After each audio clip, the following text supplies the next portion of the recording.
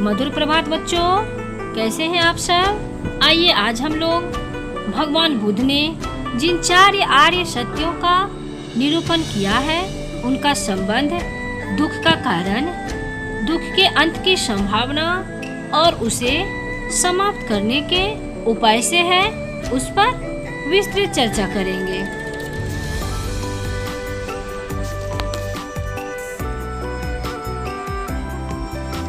पहला, दुख। बुद्ध का कहना था कि यह संसार दुखों का आगार है। संसार में दुख ही दुख है। सर्वे दुखम दुखम। संसार में आकर प्रत्येक व्यक्ति को दुख भोगना पड़ता है। बुद्ध ने कहा, जन्म भी दुख है, बुढ़ापा भी दुख है, मरण, शोक, रुदन, मन की खिन्नता, हैरानी दुख है, और प्रिय से संयोग, प्रिय से वियोग भी दुख है।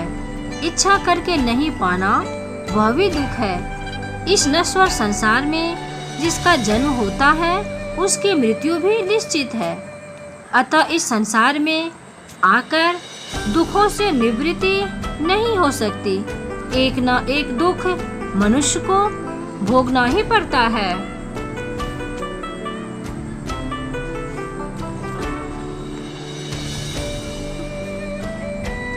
दूसरा, दुख समुदाय। बुद्ध ने संसार के लोगों को केवल दुख का ही बोध नहीं कराया, बल्कि उसका कारण भी बतलाया। संसार में जिन दुखों का मनुष्य अनुभव करता है उनका कोई न कोई कारण अवश्य होता है। इस प्रकार मृत्यु का कारण जन्म है। यदि आत्मा को नया शरीर धारण करने से मुक्ति मिल जाए तो उसे मृत्यु का दुख ना भोगना पड़े। जिस प्रकार अनुभवी वैद्य रोग दूर करने के पहले कारण ढूंढ निकालता है, वैसे ही संसार व्यापी दुख का कारण भी बुद्ध ने खोज निकाला। उनके अनुसार सांसारिक दुखों का मुख्य कारण तृष्णा है।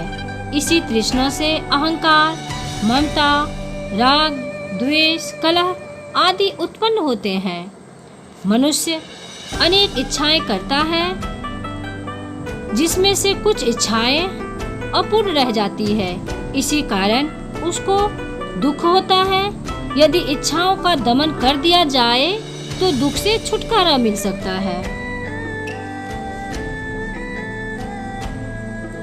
तीसरा, दुख निरोध। जो दुख मनुष्य प्राप्त करता है उसका निरोध अथवा निवारण भी किया जा सकता है। यदि दुख का कारण ही न रहे तो दुख अपने आप दूर हो जाएगा। अविद्या के नाश से ज्ञान प्राप्त होता है और उसी ज्ञान को निर्वाण कहते हैं। इस प्रकार मनुष्य को जीवन में ही निर्वाण की प्राप्ति हो सकती है, किंतु निर्वाण का अर्थ अकर्मण्य होना नहीं। राग, द्वेष तथा मोह से रहित होकर ज्ञानवान व्यक्ति यदि कर्म करता है तो भी वह बंधनों में नहीं फंस सकता तथा अंत में उसे मोक्ष प्राप्त हो जाता है और आवागमन के चक्कर से मुक्ति मिल जाती है। संपूर्ण तृष्णा क्षय और दुख रहित अवस्था का नाम ही निर्वाण है।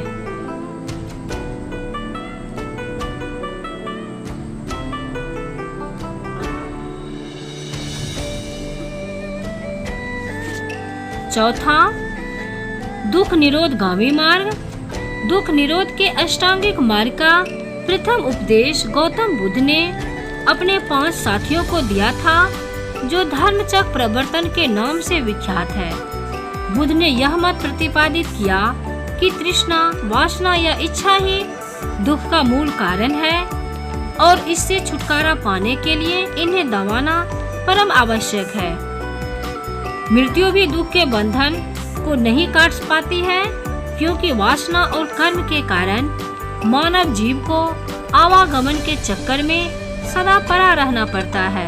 अतएव तृष्णा के दमन के हेतु बुद्ध ने 8 मार्गों का प्रतिपादन किया।